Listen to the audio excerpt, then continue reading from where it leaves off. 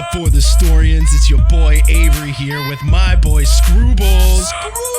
That's right, we're dropping the hip hopping his pop, stopping his flip, flopping his poop, scooping his beats ever dropped on film ever. Yeah, hell yeah, that's right. And we're talking about, I don't know, we talk about movies and shit, so. Scroobles? Should I do like a record scratch there? That's not bad. That's not bad. Yeah. It's been a weird week. I was out of town, and by that I mean like living a couple blocks away, dog sitting. So it took us forever to get a movie. It was like together. out of town. Yeah. Yeah, it was a long ass week. But that's good. We're here now. We're talking about movies, which I'm really glad, or whatever we talk about now that we've rebranded officially. Scroobles. Yeah. Yeah. Holy shit. That was something channeled and new. Scroobles. Oh, that just sounds like Scroobles lost his dog. He lost his job. He was a hedge fund manager. He lost his jost.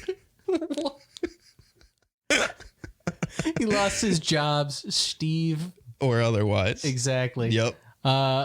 So poor Scroobles. Oh my God, we're actually like recording something. We're not just saying nonsense. Oh, yeah. I think we've devolved into non-humor pretty effectively. Yeah. At this point, maybe we'll be good film reviewers. Yeah, right. We've just trimmed all the fat past like being not funny. We can't just say gibberish hoping one of us laughs for like 45 minutes, can we? That's the joke medium for us, right? Yeah, the joke medium is just like not making sense. Yeah, and just keep like trying to rhyme things that don't rhyme until it either rhymes and to us, yeah, or it just makes enough sense that it's funny. What was the best one we got recently? Why do landscaping when you could change your name to landscaping? Yep, that's a good one. You were like, it's getting bad because I've rubbed off on you in a negative way in that like I'll hear you trying to make up a rap in another room. I've always done that though. Okay, but I do know what you mean. You were more private about before. Now it's just out there. Now I kind of hope you hear them sometimes. Because I'll just like I'll just track on like bad rhymes for you. I'll just be like, hey, what about this bad one? It'll be like 3 a.m. You hear me like practicing them, and I'm like, damn it, and like harming myself, like punishing, and like punishing myself, self-flagellating. Like, God damn it, that didn't rhyme.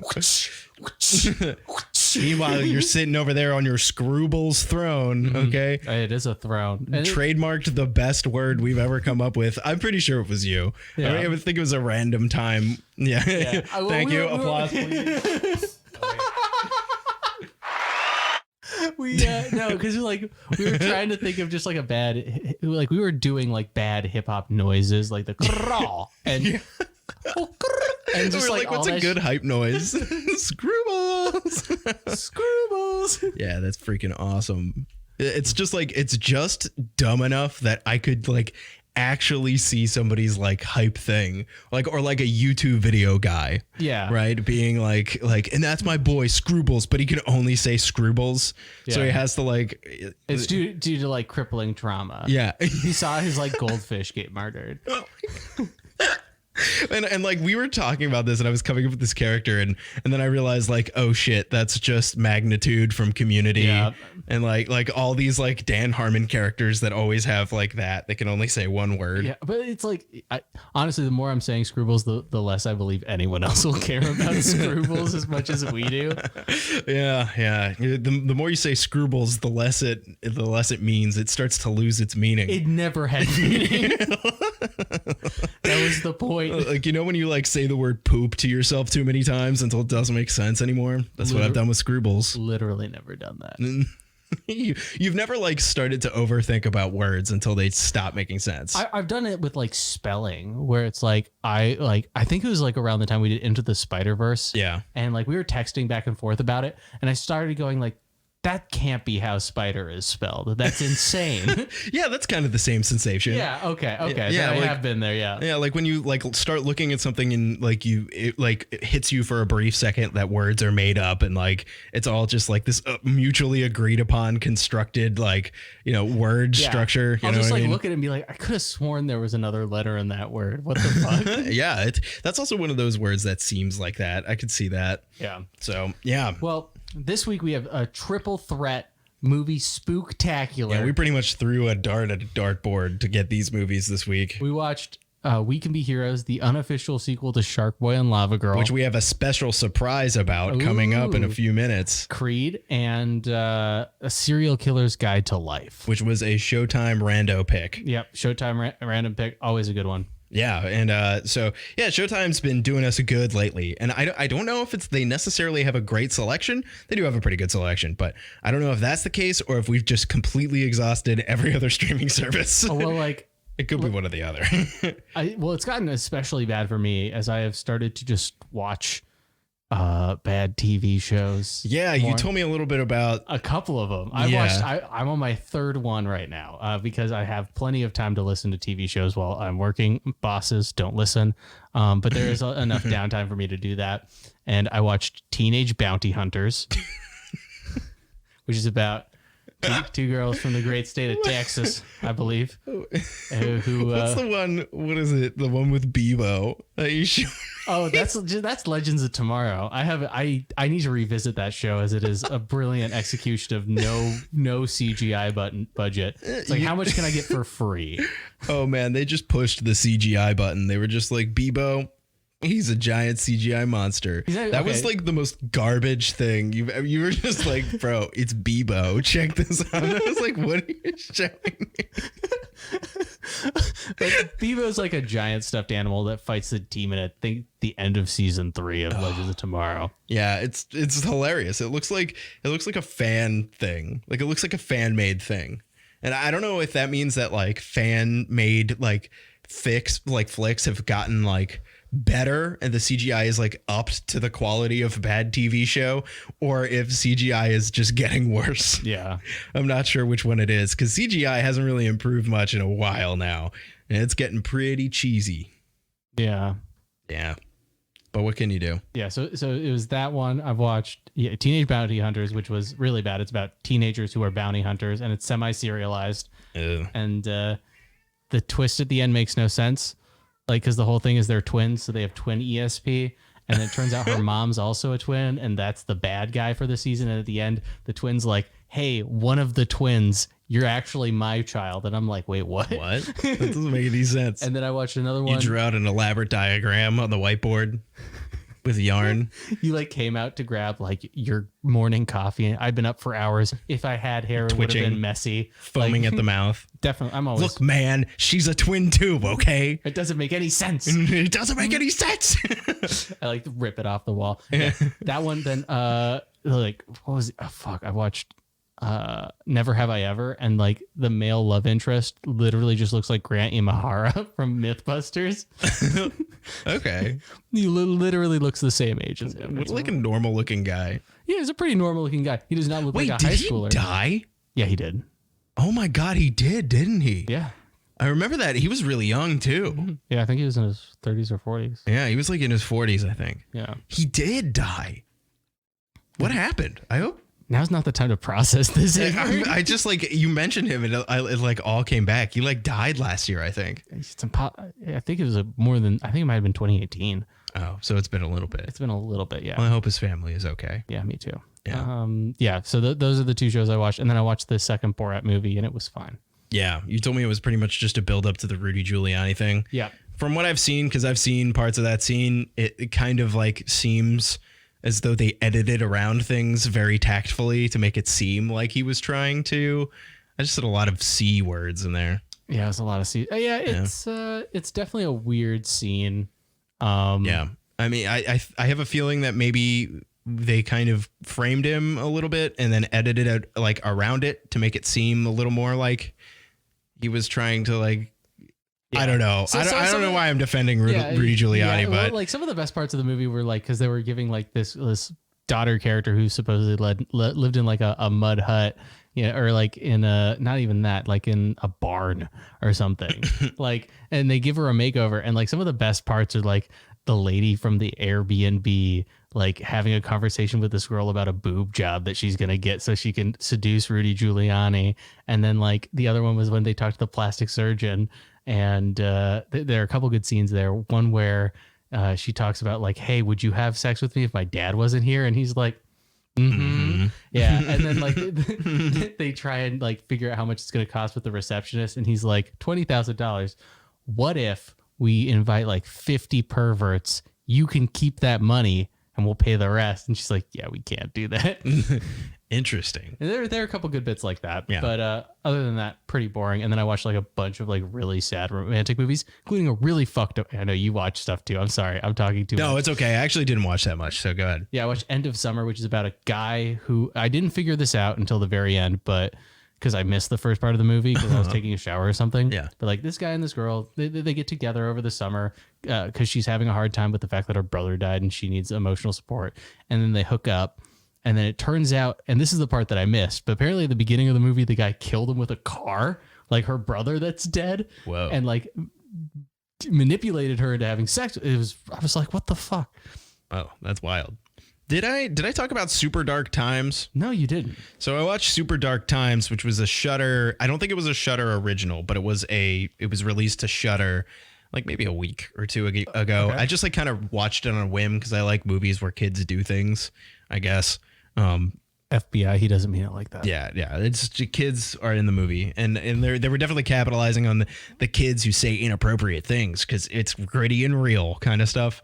But it was like actually okay. Like the script was really good. They were like these really awkward teenage kids. What was the general plot? Yeah. So it was these like early high school, like middle school teenage kids.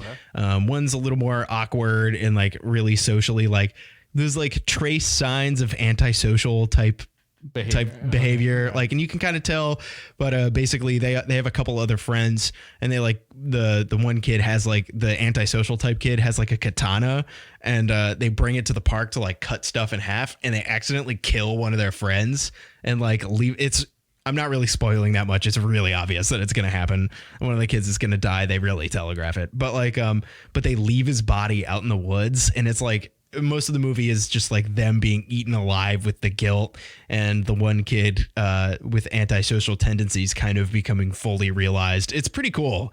Like as a sociopath? Do you mean? Yeah. Okay. Yeah. Like he starts doing other like crazy shit. It was like good enough. It was short too, which I liked. Yeah. And also it did like kind of get a little predictable. Mm-hmm. And on top of that, like the ending was like less than amazing, but it was cool. It was a cool movie. I see why that one popped into mind, because that is kind of a similar overall thing going on in the movie. Yeah. So yeah, like that was a decent movie, and it had like some really good, it reminded me, it was kind of unclear what like decade it was supposed to take place in. I think it was like the late 90s, but like there was like there was like a shot with a computer and like a CRT TV. So it very much could have been like the early 2000s, like when I was a kid around that age. Mm-hmm. So I think that's why it resonated a little bit for me. So yeah, I don't know. That was a decent one. Super Dark Times. It's on Shudder. Cool. Yeah, I would say check that one out.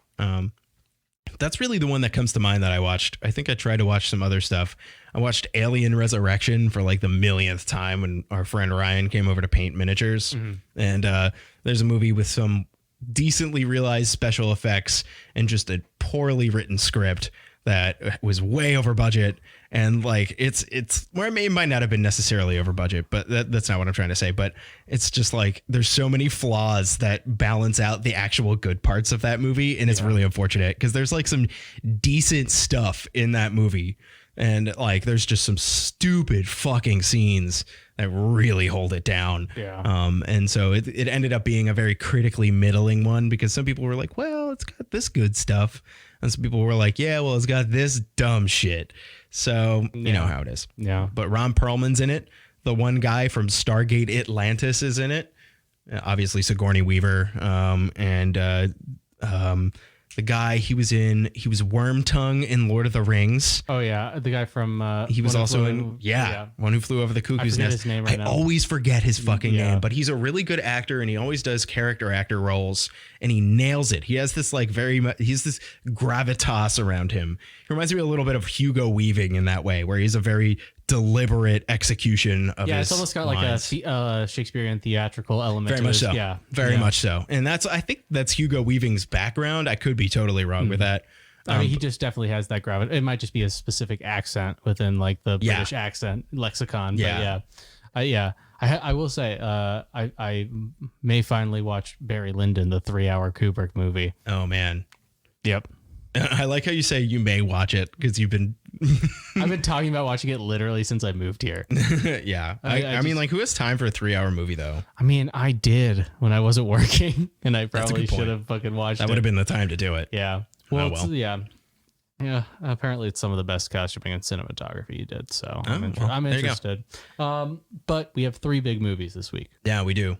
3 of them. Which one do you want to talk about first? Let's talk about We Could Be Heroes first, because we got a big secret spoiler.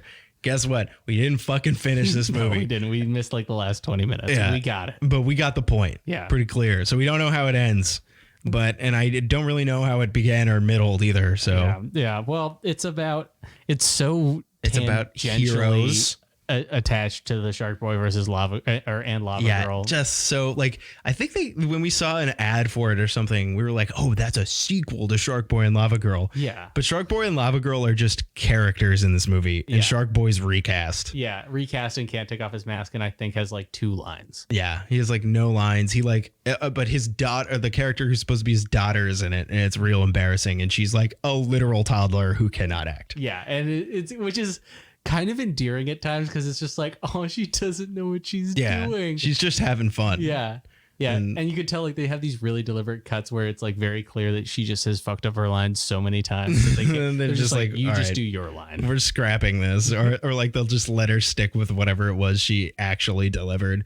Yeah, and then there was the main girl whose dad is Pedro Pascal, because this is another Pedro Pascal pushing movie. Yeah, another one. There's so many. He's been in so many. He must have like an agent who's really trying to get him in there or something. Him and the Indian woman who's in the film as well, Priyanka Chopra, because she's been pushed in a lot of movies. She's been in some stuff. She was in White Tiger, which I saw most of, and that was a pretty decent one. Yeah, that was good. I have to finish that one. Yeah. But good class struggle story. Exactly. Yeah. That's what I really liked. And I'm also like really interested in Indian culture because it's such a totally different world over there. It's crazy. Oh yeah. And that interests me a lot. And so I would like to finish that one because I like how it started and I like where it was going. And the comments on capitalism it had seemed very good. Yeah. And was a good way, especially like I like that being like exposed to American audiences who don't think about that kind of thing. Yeah. I had to read that book in high school. Yeah. I never read that. Yeah. It was for like, cause I was my school didn't have AP. They had International Baccalaureate, which is douchier AP. Fuck? It's AP, but it has applicability if you want to go to a school outside of the United States. Oh. Yeah. Okay. So it's like a lot more international stuff, especially in like English literature and stuff like that. Well, that's cool. Yeah. So we had to read that one. Yeah, that's a weird movie. Yeah. Yeah. But anyway, back to Shark Boy and Lava Girl 2 or whatever it was. We Can Be Heroes. Yeah. There was one girl who sang consistently. And like you could tell like when she was like, I can sing a lot. And the director or Robert Rodriguez was like, yeah, just do that all the time, every scene. Can't believe he's still attached to this. It's like his kids have grown up at this point. Yeah. Why is he still doing these? I don't know, man. It's some cash. Netflix bought it. Yeah, Netflix fucking dumb move, my guys. Like the only thing that I care to see in Robert Rodriguez movies is to like see like my neighborhood like in his movie because he always shoots like our neighborhood in every movie that he does. Like literally there was the one we watched in the fucking the event center that's like, right down the street. It was like in it. We were like, wow. I don't want to tell you how close that is to like our apartment. So fucking close. Yeah. And like it's like, that's the only reason I care. And there were a couple scenes. There was one scene when they were driving in a car and it was on Congress. Yeah. And then there was another one where the one on Mopac as well. Yeah. There was one on on Mopac where you could see the city. And then there was another one where all of the heroes are like CG'd over top of like drone footage of downtown. And it was like there was one time one of the characters hit the Jenga tower. It was straight and they turned it into a Jenga. And they're like stuff like that. Like, this is kind of cute if you live in this one mid-sized city in the United States. Has like 1 million people. So it's like not really a broad appeal. A little niche, but yeah. And so I don't know. There's that. So yeah, the basic plot is aliens take all the heroes, including like Virgin Man, Shark Boy, and Lava Girl. Who's Virgin Man? I don't know, the guy with the blonde hair. Who the fuck was Virgin Man? I don't know. His name was like Captain Chastity or something. The guy at the beginning of the movie, you know? Yes, he was like Mr. Fantastic or whatever. Oh, Mr. Excellent. It Captain Amazing or something like that. Yeah. Just like generic, he's an unstoppable guy. Yeah. And then Pedro Pascal was supposed to be Hawkeye. His name is Katana. Oh, that's right. We tried to watch Suicide Squad and couldn't do it. We couldn't do it. We checked out hard on Suicide Squad. Yeah. Her name's Katana. There's this one time we were hanging out and she told me about her sword and said something about, I think it traps souls. This is me doing the helicopter noise in the background. You better not. She told me a story this one time. You better not get killed by her or something. It's just like he just keeps going. It's like the worst line. It's like the worst fucking dialogue ever. Yeah, but Pedro Pascal's power is literally as 2 katanas. Yeah. And that's it. So he's like Hawkeye, but with swords. And then they have like all the kids. They have like Guppy, who has water powers as Shark Boy and Lava Kid's girl. Yeah. There's Rewind and Fast Forward. Which were the only interesting and potentially overpowered characters. Yeah, and then there was Slow-Mo Joe. Oh, man. The only comedy in the movie. Yeah. Because Slow-Mo, they would always like be running to like a ship or something to escape, and they'd be like, come on, Slow-Mo. And he'd be like running. Like he like was always in slow-mo. Like that was actually kind of cute. I thought that was good. And like they actually slowed the kids' footage down, which I think was good, instead of like just getting him to like pretend to be moving slow. They actually did some good jobs where they were in the same frame as everyone else. So there's some like smart little things like that. Little things. But yeah, the parents are gone and they have to save them, and they do a training montage at their abuela's house. Yeah, they go to their abuela's house. I think it's literally. She has like abuela has like a superhero training like facility in her backyard. It's like, damn, dude. And then they do a training montage, which doesn't make any sense. Yeah, and like, oh my god, I think what it was, they had 3 hours until the world was gonna end, and fully like an hour and a half was spent in abuela's backyard. He's literally like the main character's abuela. I want to talk about a couple Guppy takes, which was they had her doing the thing from the first movie that Shark Boy did where he went into a shark frenzy. Yeah. And it was so unbelievably bad. It made me so happy because she was like, I'm angry. And she like put her hands this up. Toddler, and she just put her hands up and walked slowly. And like these fully grown ass actors who are getting upstaged by this toddler have to be like, oh, it was so embarrassing. Calm down and go meditate. Yeah. Oh my God. You're in a frenzy right now. You're in a frenzy. And she's like, rawr. It's so bad. It's so bad. Oh, that was great. Fucking joke, dude. Yeah. So we didn't finish it. Yeah, we didn't finish it. We got up about to that point. And we were like, let's go do something else. Yeah. Bedtime, baby. Yeah. And so that was that. I don't know. Is there anything else to bring up here? The singing girl managed to make. So there was the part where they got into the train and they had to like. Was there a kid that farted? There wasn't a fart kid, was there? There's always a fart kid. Avery, what are you talking about? There's always a kid who farts. Avery, why do you have a knife? There's always a kid who farts in movies like this. And there wasn't a fart kid. Maybe the fart kid's overplayed. Yeah, well, maybe the kid in the wheelchair used to be the fart kid, but he lost. There was a kid in a wheelchair? Yeah, there was a kid in the wheelchair the whole fucking movie. I don't even remember that. And then he like lied about his powers and said like, it's because my legs are too strong and I would break the earth. Oh, I do remember that now. We were like, okay, dude. All right, dude. Yeah, all right. Yeah, we get it. Oh, yeah, I do remember that. The singing girl sang, and I'm not really sure how to describe it. They like got into a train and then launched the train into the air because she could lift objects with her voice, which she does on like doesn't make any sense. She does on like Cops, and that was cool. Yeah, and they turn them into the ladder. Remember, they turn them into stairs so they can jump out the ceiling. Yeah, some smart little things in there. Yeah. It was really weird because they. So was this movie shot in City Hall? That looked like City Hall, didn't it? Look like City Hall. I think that I can speculate on what we missed at the end of the movie, which is the girl who didn't have her powers gets her powers. Yeah, you think that could have been it though? Yeah, or her power was that she was a leader. Yep, one or the other, right? Yeah, where her dad like gets down next to her and says, "Your power is leadership." I don't have a power either. My power is leadership. And my power is katanas. Yours is leadership. My power is katana. There is this one time. Like I just love how long and poorly. Like I don't even know, is that line poorly delivered or is the script just bad? Like I can't tell. The script's so bad. Like I was even like giving Jared Leto's Joker the benefit of the doubt sometimes, where I was just going like who could deliver that line well? Yeah. You know, there was just so many instances of that. Just a questionable direction, even worse editing. Like Suicide Squad is like the beacon example of the worst edited movie ever put on film. I don't know how we got from our kids movie to Suicide Squad, but we're here. Well, we also watched Suicide Squad, so we can talk about that for a minute, or tried to watch Suicide Squad. It's the other movie we couldn't finish. And like truthfully, one of the worst edited movies of all time. Yeah. Like nightmarishly bad, distractingly bad. I think in the first 10 minutes, there's 8 different like pop rock songs. There might be more than that. Yeah, there were about 12. Yeah. I might have counted because I'm a fucking sociopath. It was like every minute it was a new song. It was so distracting and bad and probably expensive for the production when they could have put that money into like other things. Yeah, into the movie, into like getting a legitimate editing house, not a trailer editing house, which is rumored to be the case. Not using a 14-year-old's fanfic as a script. Yeah, perhaps. Exactly. Or like sticking to the script and not like bending over backwards to fucking execs who don't know what the hell they're talking about. Like there were like kernels of good in there, I guess. Like there could have been something made out of this. Like they didn't have a bad cast necessarily.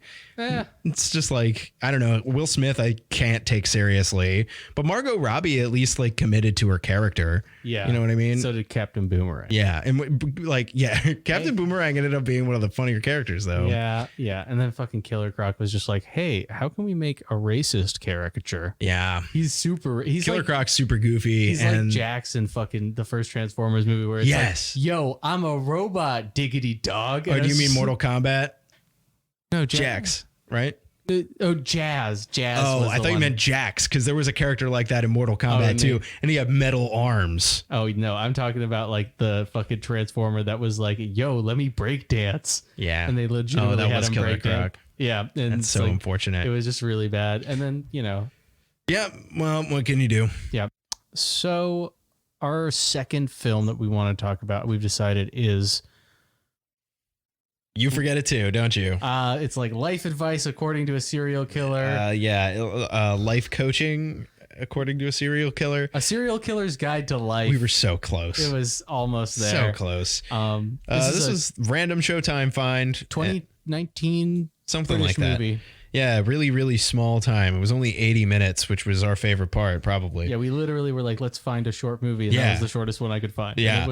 And it was good. It had some good themes, I think, of manipulation and like I think the like classic serial killer psycho duo. Yeah, even like Arrested Development and Bad Maternal. I thought you meant the show for a second. I was what? Yeah, Buster was in it. Yeah.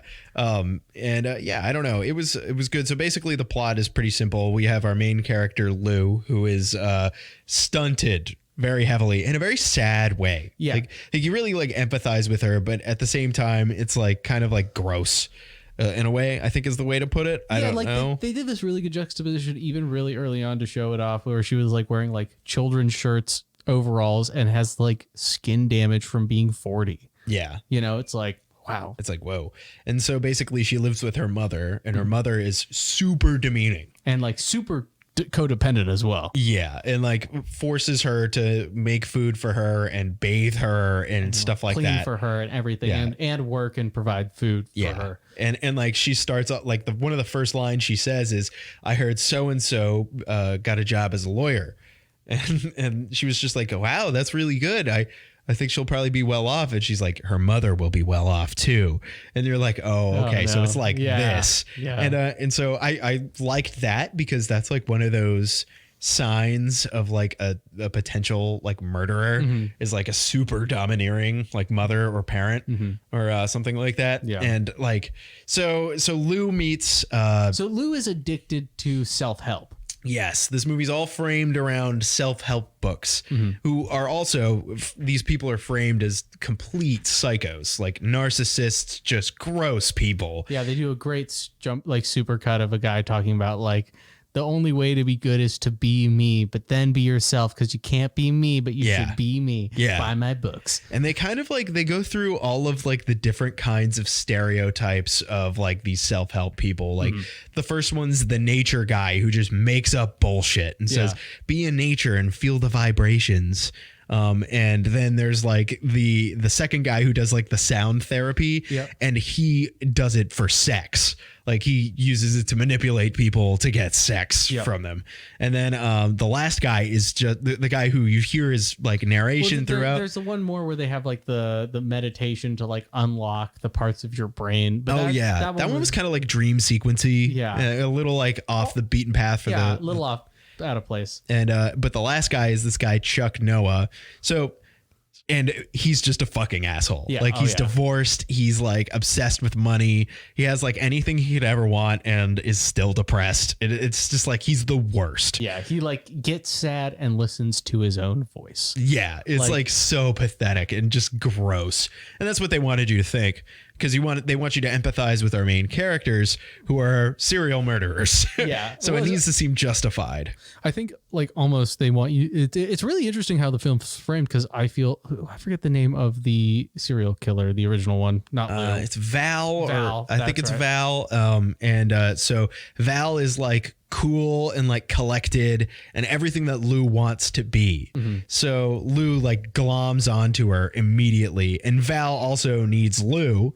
And it's just like this perfect balance where you have the cold sociopath who plans the murders and then like the emotional psychopath who enacts the murders. You know what I mean? Yeah. And Val comes up with this plan where they're going to travel around England or Scotland or wherever they are. And they're going to just murder all of these self-help peoples. And the amount of time that Val goes murdering these people before Lou notices is like probably one of the best parts of the movie. Yeah, there's a dead body right away in the trunk. Yeah. Like she goes to pay for gas and like you hear the murder happening in the background. She walks Lou's out. Just like filling up the car, and she comes out and Val comes out. She's like, all paid for. And then she's got like blood on her face, and she's like, you must have nicked yourself. And she's like, yeah. It's so good. There's a scene where Lou opens up the trunk to put her things inside. The dead body is right there in the frame. Lou doesn't see it, and then she closes the trunk. It's great. Yeah. And that was some of the best stuff. And she like meets all these people at the first self-help place because she thinks that's like what she wants. Yeah. And then Val kills all of them. Yeah. And she's just like, I got Izzy's number or whatever the girl is. Yeah. And those people are also pathetic. Like the people like involved in the self-help thing. It's really gross and just uncomfortable. Yeah.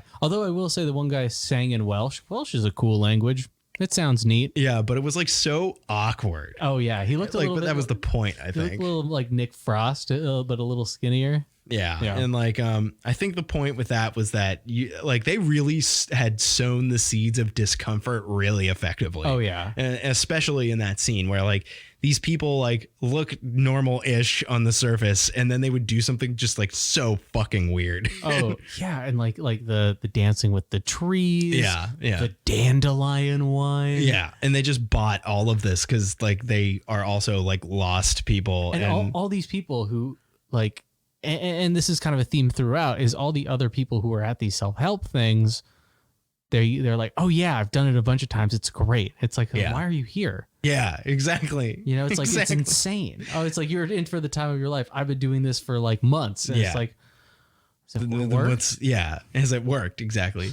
And that's the point. And I think that like really what this is it's trying to comment a little bit on these like self-help people who aren't accredited in any way. Yeah. Make shit up to your face and then sell it to you.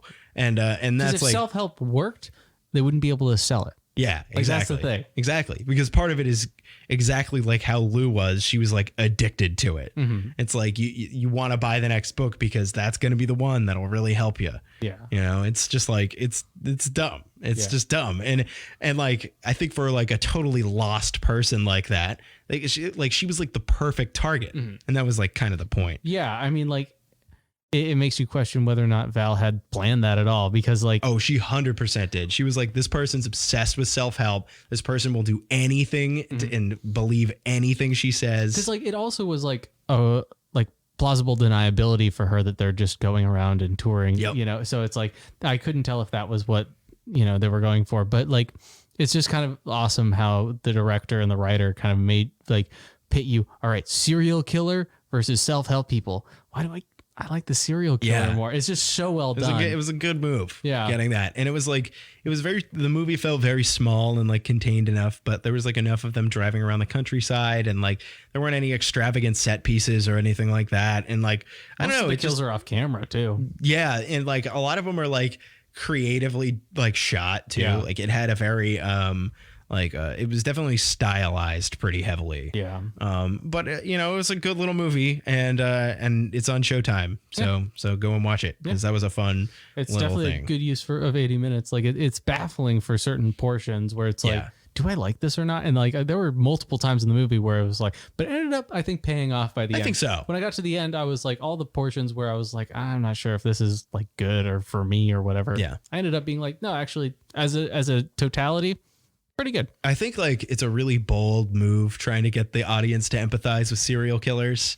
I think that was pretty cool. And like, I think when it paid off for me was when they got to Chuck Noah's house and I was like, oh my God, he's like a rich guy. He's going to be a fucking asshole, isn't he? And they kind of telegraph it a little bit, but it is surprising enough. It was very fun, like finding out like he's like arguing with his agent on the phone, like trying to get more money. And like his wife is divorcing him and just like all of these like terrible things because he's a fucking asshole. Yeah. And like a complete narcissist and like made all his money tricking people into buying shit that he wrote that he's not accredited for, and also it's really good. It's a good message for like, the well ran dry for him. Yeah. Like he didn't have an idea for his next book.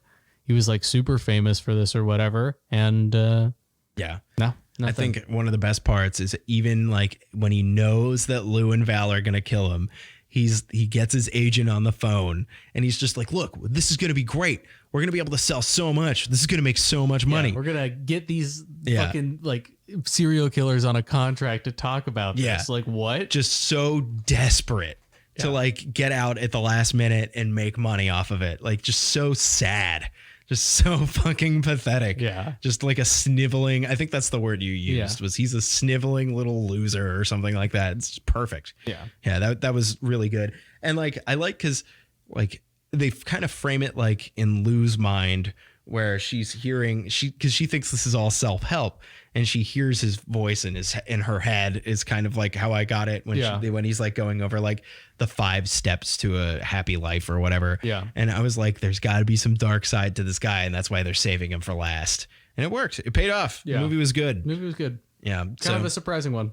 Yeah. It kind of just came out of nowhere. I've never heard of this movie at all before this and found myself liking it. It was concise and short. So well done to whoever it was that directed that. I don't really know. Not looking it up. Yeah, neither am I. Okay.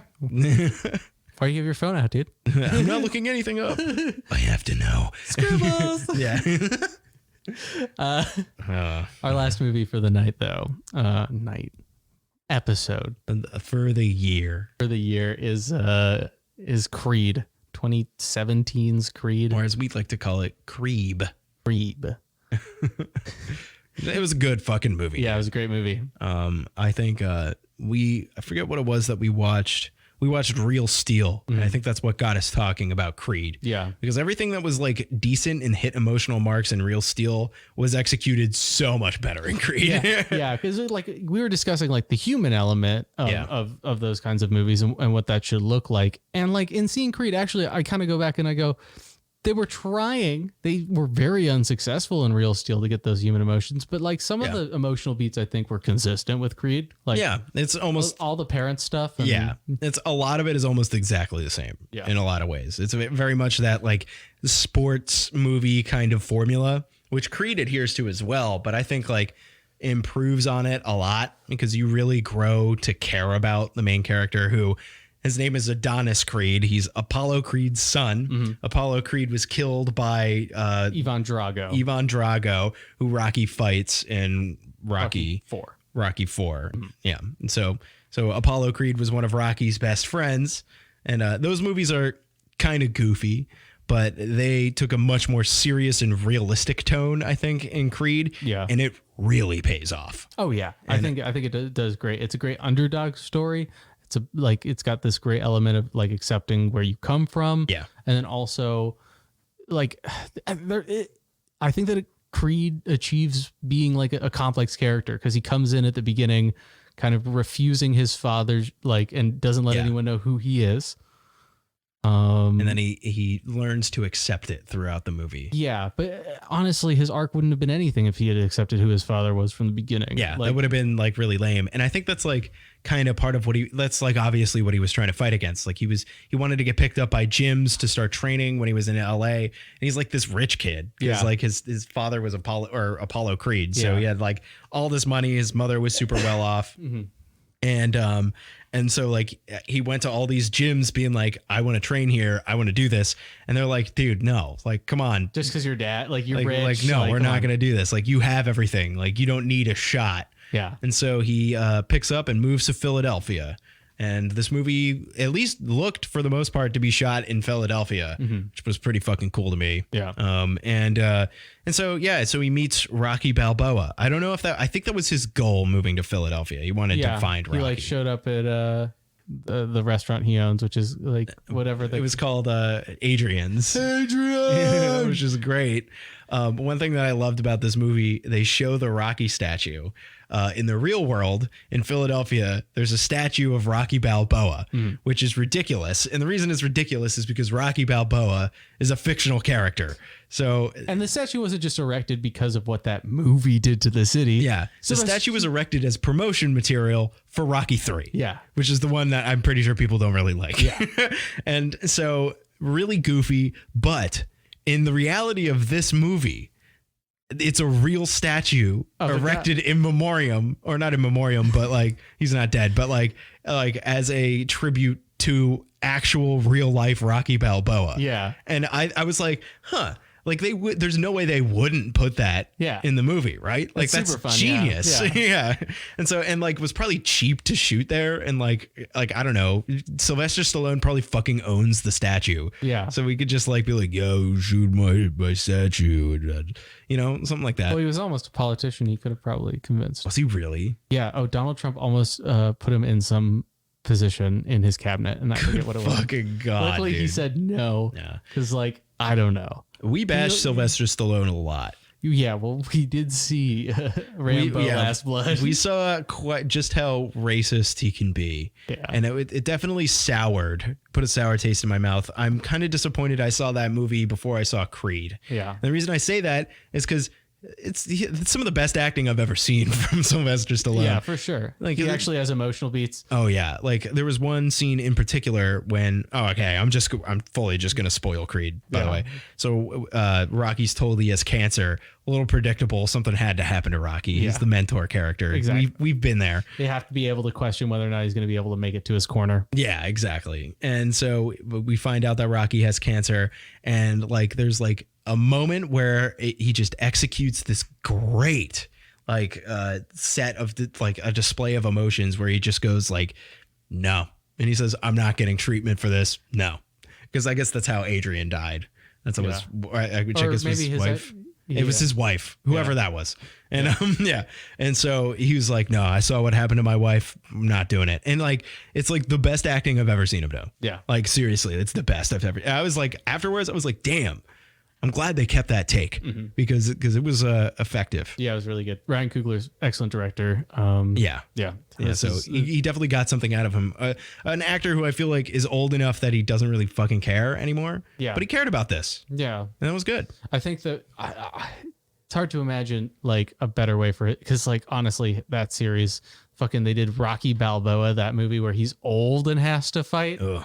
And like, it's just like, well, number one, I don't want to see your like fucking topless torso Sylvester Stallone as the skin slowly being dragged down to hell. Yeah. Like, but I think that Creed was the best possible execution for a reboot of the Rocky franchise, if you want to call it possible. I think it was the most tasteful way to do it. It was like really cool, like the bastard son of Apollo Creed. Or I guess he wasn't the bastard son, was he? Yeah, he was just like the son of him, but he's dead. Yeah, but he's dead. So he is like a legacy that big shoes to fill, and it like fucking good, man. Yeah. Really fucking good way to do that. Yeah, and then they gave him the old school boxing shorts at the very end. Oh yeah, that like got me. Yeah. I was like, I have almost no emotional attachment to any of the Rocky movies. Yeah, and I was like, that's fucking cool. Yeah, because they had a cool arc. Yeah, and you could relate to that shit, and he was finally accepting his role. Yeah, well, because it's like you have to have the human element and you have to have the hard work element. Yeah. And I feel like a lot of the Rocky movies focus too much on the hard work element and not enough on the human element. Yeah. This movie nailed that. Yeah. And then Real Steel's the opposite, where they tried too much, Yeah. Yeah. And like the robot may or may not have had feelings and they just abandoned it too fast. Yeah. Yeah. So like this movie struck such a good balance there of it was a sports movie. It was about him overcoming physically in a capacity, but also emotionally. And I think that's where the balance needs to lie with these kinds of movies. One thing I want to say is that there was also like the message of alternative families where like your family is the people that are around you, not necessarily who your blood is. Because he becomes very close with Rocky. Obviously, he's his trainer. He looks up to him a lot. He's even living with him at a point. He lives with him so to better train and that's really good. I like that a lot. And then Tessa Thompson moves in with him too, and like they're like a happy family. And that gets like kind of scattered after Rocky gets cancer because he's a self-destructive kind of guy. Yeah, Adonis. Yeah, he immediately pushes away. Yeah. There was like that one scene when they were in the locker room and it was like, boom. Yeah, he was so pissed that he wasn't going to do the treatment because he found like the thing in his pocket. Yeah. And the other great one where he's like right outside of the green room and like a rapper's like talking shit. He calls him Baby Creed and he just fucking attacks him. Yeah. And really good, man. Yeah. And like I like that they had like the predictable fallout, because that happens in every sports movie. Yeah. There always has to be that question of like, is he gonna make it? Is he gonna come back to be in his corner at the end? And he does, and it's good. And like the fight is like, all of the fights in this movie feel weighty. Like they were shot really well. Yeah. They take like one thing that we talked about was how in the Rocky movies they looked like just sports coverage footage, and they even use the shots from Rocky on like YouTube and it's a real like fight. That stuff. I really liked that a lot. Like Rocky Balboa has become this kind of real boxer, and in this world he is, and it's like kind of cool to put yourself in those shoes. But in this, the way the fights are shot is like very dynamic, very like actor head level. Like you feel like you're right there in between them. Just great choreography. Like all of the Foley's really good on the punches. Oh, it sounds great. All of the fake out punches. I don't know, man. It looked like they really fought. Like it was pretty impressive. Yeah, you weren't even thinking about.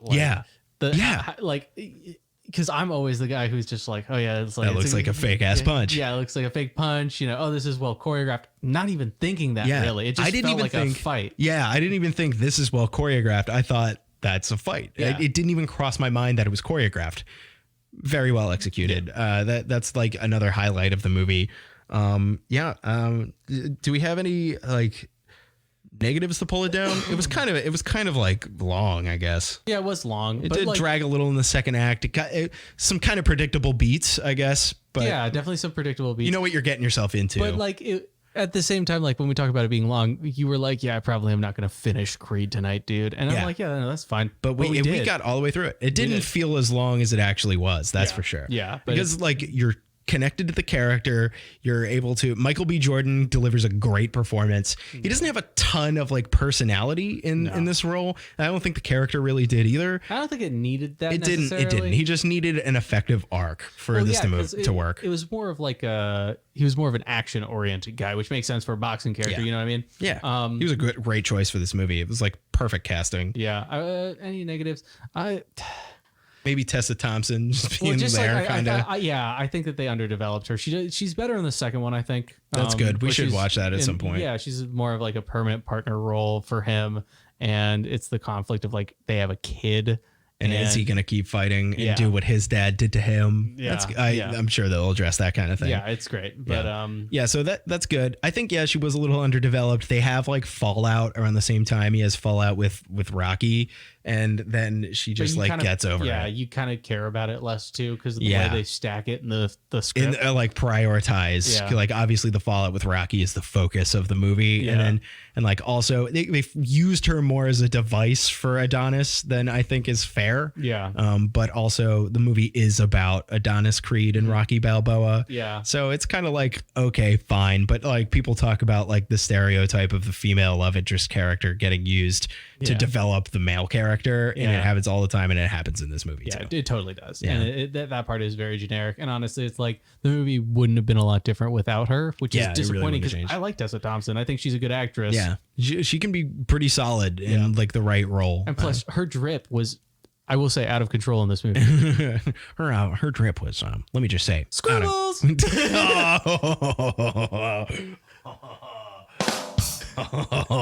Oh, you got me there. Do we want to get into our last segment? Yeah. Let's give some rating and a review to Creed from 20 because for Cream, for Scream, for Screeb. For Gleam. For Gleam. Scroobles. For Cheeb. All right. Cheeb is getting 5 words, a rating out of 10, and whether or not we would recommend it. Do you have 5 words? Nope. All right. I have 4 because last episode you told me I only got That's right. 4. Thank you for remembering because I wouldn't. That kind of integrity is important for our very high level journalist show. All right. Tired format, birthed anew. Oh, that's good. Yeah. This movie literally takes one of the most tired formats, which is a boxing sports movie, and makes you care about it. Yeah. Like fucking this shit is done to death. Yeah. Still a really good movie. Even on my second watch, I was still like, yeah, this is fucking great. Because I forgot a whole bunch of it because I hadn't even seen it in 4 years or however long. But like, fuck yeah. Like if you can take a format that's so done to death in the way that like this exact kind of sports movie is done to death and make me care, you've made a good movie. Boom. Definitely recommend it. 9 out of 10. Bam. I like it. I got 2 words for you. And there. No, I'm kidding. I should have saved that. Screwballs. Holy Screwballs. No. This movie's about boxing, definitely, are my 5 words. Because you're right, it is a tired format. It's like been done over and over again. And that's probably like the hardest criticism I have for this is that you absolutely know what you're getting yourself into. Yeah. But that being said, the movie draws you in emotionally. You attach yourself to the character. You can kind of put yourself in his shoes. Mm-hmm. And there's nothing like a good underdog story. That's what made Rocky work so well. This is just basically Rocky and like, but that's fine because they put a spin on it that's like refreshing. You got modern choreography, modern filmmaking at hand, and some honestly, frankly, excellent casting. Yeah. The fact that they got a good performance out of Sylvester Stallone at 260 years old, like, let's be real, that's awesome. He did a better job in this than he did. How old he is? Yeah, who even fucking knows how old he is? He's so old, and like he couldn't talk when he was younger. But he delivers a really, frankly, memorable performance for his career. He should be proud of that shit. Much more proud of that than he is Last Blood, because that movie, like the contrast is so different. It's like it's hard to like get over. Like that movie made me like actually angry. Yeah. And this one, it's just like I left thinking like, yeah, he does have a heart somewhere deep down in there. Somewhere deep down beneath his giant slacked jaw, he has a heart. Just when he has no creative control. When he has creative control, he becomes a sociopath. Yeah, he turns into a fucking racist. Yeah. What was my take on Last Blood? I wish that instead of illegal aliens, there were just actual aliens. Yeah. Yeah. Because that would have been awesome, right? Creed 3, he fights an alien. Exactly. There you go. Like let's take this off the rails. Why? No, I mean like this is a drama action-y movie. Yeah. It's plays itself very seriously, but again, you become emotionally invested. Tessa Thompson, while a fine actress, was definitely not the focus of the movie, and that's fine, but probably underwritten, served too much the main character, really didn't have her own personality at all. But other than that, I think it's really solid. And I think if you haven't seen it, even if you're not like into sports movies at all, like I'm not into sports movies or even sports, like I don't care about that shit. And like, and I found myself really enjoying it for the character moments. Yeah. And so I would give Creed a healthy 8 out of 10. Perfect. Yeah. Well, that's it. We did a podcast. Is that all we do? That's all we do. Oh my God. Holy shit. Holy shit. Holy shit. Scroobles. Got to get that in at the end so we don't get sued. Yeah. It's part of It's just part of the song now. Fair use. Now it's fair use. That's our commentary on Holy Shit or whatever that song is called. It's called Evangelical. That's so cool. I remember I tried to I was looking for it forever. I was like driving and you were like, how do you spell it, dude? And I was just like trying to spell it for you while I was like, driving. I can't find it anywhere. And well, the reason I said that is because I wanted to steal it and put it on my soundboard because that's amazing. Yeah. But yeah, so thank you guys so much for listening. We were For the Story. My name's Avery. I'm Scroobles.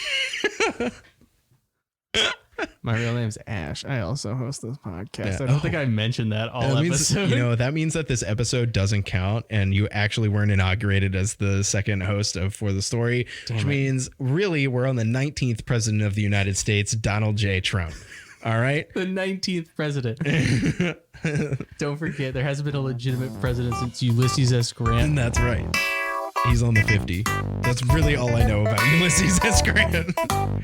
Okay, let's not out ourselves for not knowing history. Yeah. I do a history. We love you guys all so much. Goodbye.